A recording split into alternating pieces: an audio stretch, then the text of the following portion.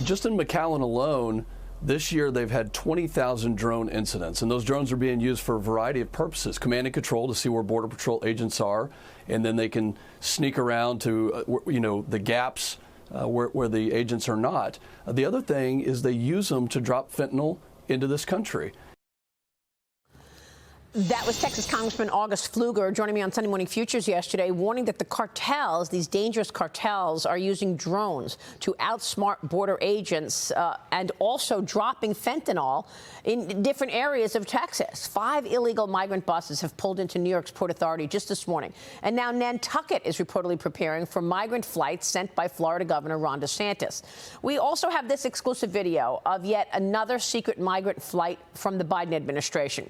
This one landing Friday evening at the Orange County Airport in Montgomery, New York. Joining me right now is Arkansas Governor Asa Hutchinson. Governor, thanks very much for being here. Your reaction to all of this with this wide open border and its impact? Well, it's the most terrible circumstances for a sovereign country that's imaginable when you can't control your border. First of all, whenever you're looking at the impact of the cartels, when I was head of the DEA, we actually were going after the cartels in cooperation with Mexico.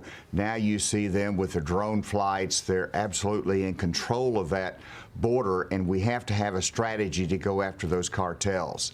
Secondly, whenever you see the sanctuary cities that are now like New York saying we need federal assistance because the migrants come in the city, the essence of a sanctuary city is we're not going to cooperate with federal immigration authorities. So it is totally inconsistent and out of control, and we have an administration that's not leading in this effort for border security. You've got over half the governors asked for a meeting with the president a year ago, and we haven't got it yet. Yeah.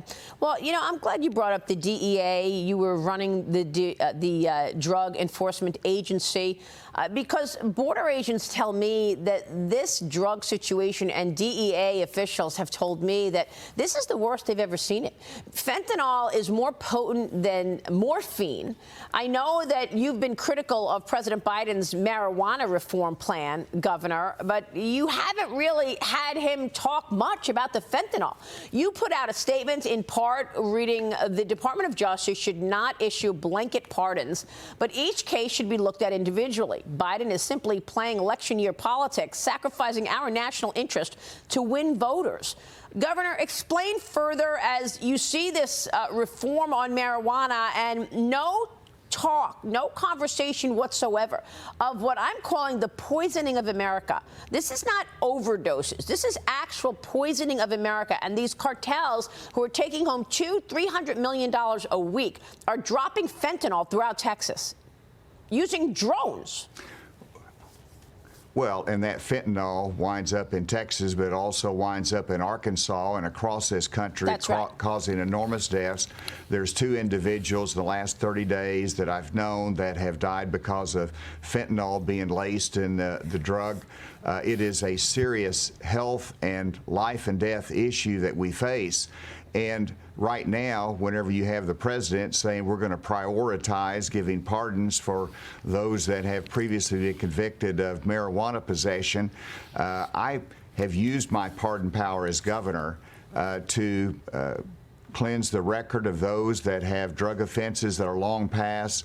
But we look at them individually, not blanket pardons, because you have some that continuing into a life of crime. You have some that are not deserving of a pardon, that are still having struggles. And so you have to look at those individually. That's the wrong signal that the president is making. We have to show compassion, but we also have to make sure we don't move to decriminalization of those drugs that are killing Americans. And how is he trying to use this to gain votes? I mean, there is also the distraction story. Look over here, not over here, because all of these policies have resulted in such terrible outcomes, like all of the spending. Look at gasoline prices as a result of this, shutdown of the fossil fuel industry. Gas is going up across the country. In Arkansas, the price of regular gas jumped almost 20 cents in 7 days. So your thoughts on what this is about and how it's going to impact the midterms about 4 weeks away? Well, it is a distraction. It's obviously intentional, designed to impact the elections. But it's not going to work simply because inflation is what is on people's mind. It is violent crime that is of great concern to people. It is the energy crisis that we're having right now. And it's the slowdown of the economy that we can see signs of for the future. This is going to be a very guarded Christmas in terms of how much we spend, and this is what is going to impact the elections. But clearly, changing the subject was the strategy, and it'll only have a short-term impact. People are going to be focused on what impacts their family, what they're having to deal with every day in their lives. So you think people are awake to this and will vote on it? Absolutely. Whenever you're looking at a problem of crime, they would look to the president for a solution for violent crime in our cities, sending a message. We're not going to be releasing people that have been arrested for a violent crime, release them back into our streets. Okay. But instead, he decides he wants to talk about pardons. That's not going to sell in this election cycle. Governor, it's great to see you this morning. Thanks so much for weighing in on all of that.